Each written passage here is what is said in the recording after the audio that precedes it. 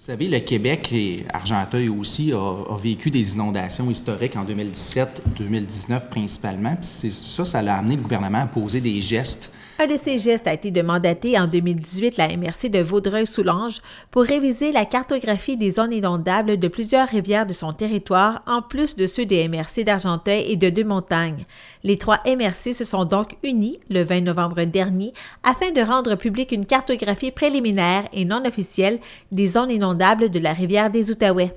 Cette présentation tient en compte les inondations de 2017, 2019 et 2023, ainsi que l'effet anticipé des changements climatiques, tout cela selon les modalités du guide méthodologique élaboré par le gouvernement du Québec. La cartographie, qu'il faut le dire, est non officielle. Ce sont des cartes préliminaires qui peuvent encore bouger, mais dans un souci de transparence auprès de la population et de solidarité auprès de nos voisins qui ont fait de même, bien, on a décidé de rendre publique la cartographie via notre site Internet. Lors des consultations publiques qui ont eu lieu cet automne, la MRC a fait diverses demandes au gouvernement. Le Conseil des maires de la MRC d'Argenteuil a effectivement adopté une résolution en ce sens le 9 octobre dernier. Actuellement, le gouvernement s'en remet aux municipalités et MRC afin de rendre publiques les cartes et les expliquer à la population.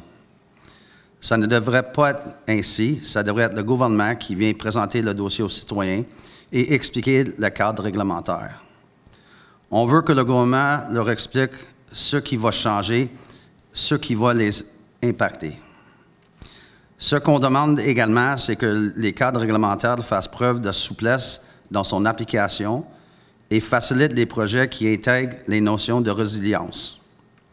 L'MRC reconnaît le premier pas que représente le plan de gestion, mais ceux-ci sont difficilement applicables en milieu rural. De son côté, Éric Pelletier a rappelé la chronologie des actions entreprises par le gouvernement du Québec dans ce dossier depuis 2018. Le gouvernement a mis en place une ZIS, ce qu'on appelle une zone d'intervention spéciale. C'est un pouvoir que le gouvernement a d'imposer un cadre réglementaire au milieu municipal pour s'assurer de la protection des citoyens. C'est vraiment dans un esprit de sécurité civile.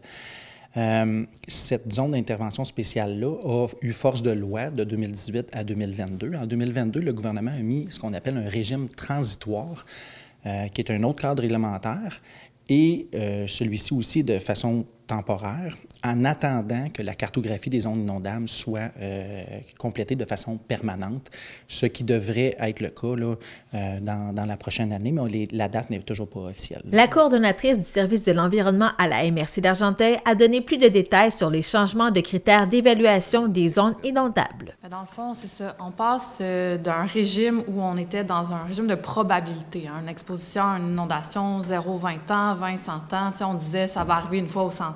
Ça, le gouvernement a voulu un peu abolir cette approche-là pour parler plutôt de risque. Puis quand on parle de risque, bien, on parle d'exposition, par exemple, aux inondations. Puis la façon que ça a été cartographié, c'est par la submersion. Fait qu'il y a une propriété qui est submergée à une certaine profondeur de submersion. C'est comme ça que, dans le fond, ça a été cartographié. Fait qu'un lot ou un territoire qui est submergé à plus de 30 cm ou moins de 30 cm, bref, tout ça est spécifié un peu dans leur approche, dans le document explicatif, mais c'est ça qui a constitué les classes. Plus on est submergé, plus qu'on est à risque, et donc plus qu'il y a de restrictions qui s'imposent en termes de construction. Moins on l'est, plus qu'on s'éloigne de la zone à risque, moins qu'il y a de restrictions dans la zone inondable. C'est un peu le principe. Fait que dans le fond, on part d'une carte 0-20 ans avec 2 couleurs à une carte avec plusieurs couleurs, rouge, orange et jaune. On comprend que le rouge, c'est quand c'est des inondations importantes avec un niveau de risque important, et jaune, c'est une faible exposition au risque, donc de moins de restrictions réglementaires. Est-ce qu'il y aura plusieurs résidents qui seront touchés ou impactés par cette cartographie, les nouvelles zones? Dans les faits, il faut savoir qu'il y a déjà un cadre réglementaire qui s'applique. Il y a beaucoup de résidences dont les propriétaires sont au fait qu'il y a des restrictions. La nouvelle cartographie est un peu plus élargie. On parle peut-être d'une récurrence de 0,350 ans au lieu de 0,100 ans. Selon nos données, ici, on parle d'un peu moins d'une centaine de résidences qui sont nouvellement affectées par le cadre réglementaire. Et quelles seront les restrictions donc auxquelles les gens devront faire face? En fait, la cartographie identifie 4 risques. On parle de moyen, faible, moyen, élevé et très élevé. Et les restrictions vont de une interdiction complète de construire une nouvelle maison jusqu'à certaines mesures un peu plus assouplies. Par exemple, ne pas pouvoir construire de chambres à coucher au sous-sol, qui est un secteur à risque d'inondation. Le directeur du service d'aménagement du territoire à la MRC d'Argenteuil avait ceci à ajouter sur le sujet. C'est quand même un régime relativement complexe que le gouvernement s'apprête à mettre de l'avant. Il était en consultation pendant une partie de l'année et on va voir comment tout ça va se déployer.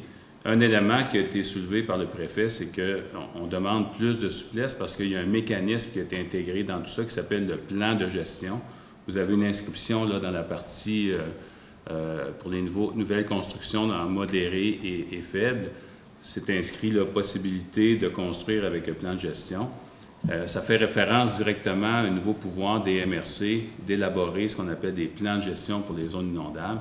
Donc, on vient créer un mini-plan d'urbanisme pour un secteur, en zone inondable. C'est un peu ça l'idée du plan de gestion. Sauf que c'est limité à certaines catégories d'aléas et ça peut poser des problèmes lorsqu'on essaie d'avoir une vision intégrée d'un secteur, d'un développement, lorsqu'on a plusieurs types d'intensité sur un même secteur visé. Donc, comme on fait un plan de gestion, si on ne peut pas l'appliquer sur un secteur élevé alors que la propriété est coupée par plusieurs types d'intensité. Bref, je pense que le Conseil était judicieux de demander, dans le cadre de ces consultations-là, plus de souplesse pour notamment que les plans de gestion puissent avoir une portée plus large et de faire confiance au milieu municipal pour être capable d'aménager de façon résiliente certaines portions des zones inondables. Il faut savoir que le cadre réglementaire est imposé par le gouvernement du Québec, mais il est d'application locale. Ce sont donc les inspecteurs municipaux qui devront appliquer ce que le gouvernement a rédigé dans sa réglementation. Et ce qu'on souhaiterait faire, c'est de permettre certaines choses de manière à être résilient aux inondations et non du mur à mur dans un cadre réglementaire. Pour obtenir plus d'informations sur la cartographie préliminaire et non officielle des zones inondables de la rivière des Outaouais, rendez-vous sur le site internet argenteuil.qc.ca, puis sous l'onglet « Services ». Les cartes des zones inondables des rivières du Nord et Rouges sont à venir.